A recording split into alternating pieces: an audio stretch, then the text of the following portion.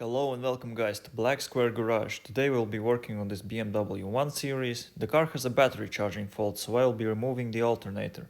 I will then send it to be checked out. So, let's begin. First things first, let's remove the negative cable from the battery. It's a 10mm socket for me, but it could be different for you. Make sure that the cable is safely tucked away and will not touch any other wires.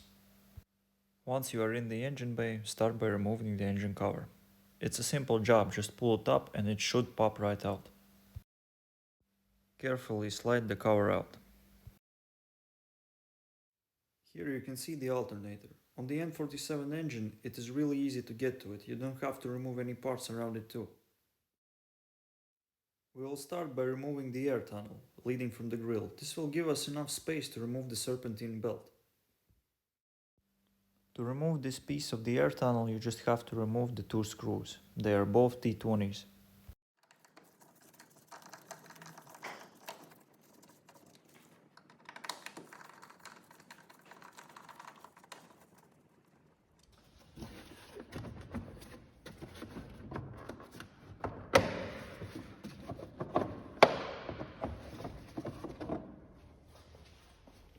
Now we have enough room to remove the serpentine belt.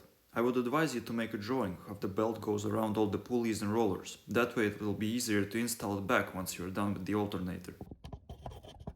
This here is a tensioner pulley. It's a 16mm. To remove the serpentine belt you have to apply pressure to the tensioner by screwing it in clockwise. That will loosen the pulley and the belt will be free to pull.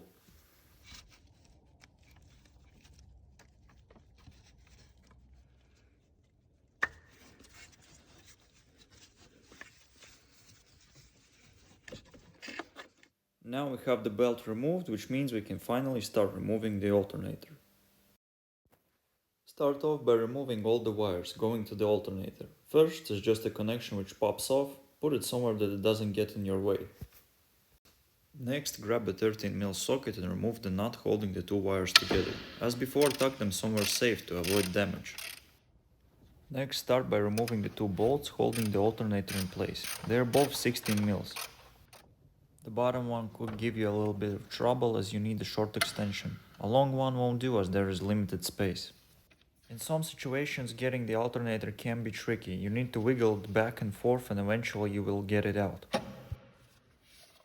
As I mentioned before, it could take some time to get it out, but don't worry, just keep going at it.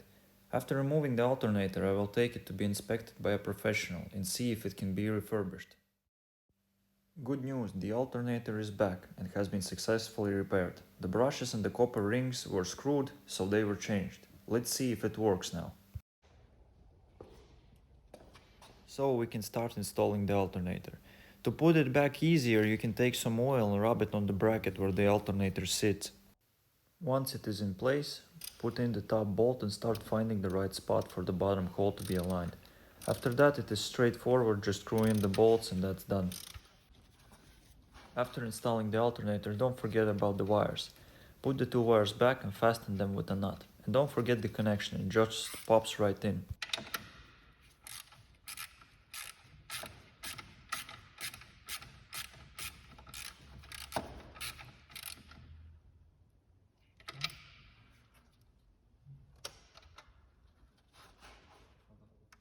Next, put back the serpentine belt the same way as it was. Like I mentioned before, it's easier if you draw it before removing it.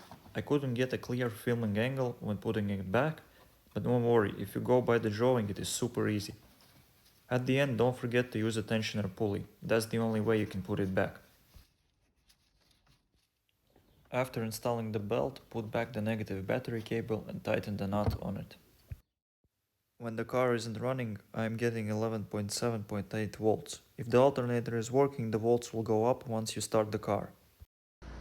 The car is running and the volts are up. 14.9 isn't ideal because it's a bit too high, but the voltage should drop down once the battery is charged again. Also, I'm not getting the battery charging fault error anymore. I can safely say that the issue is fixed. Please consider subscribing if you found this video helpful and if you would like to see more repair videos.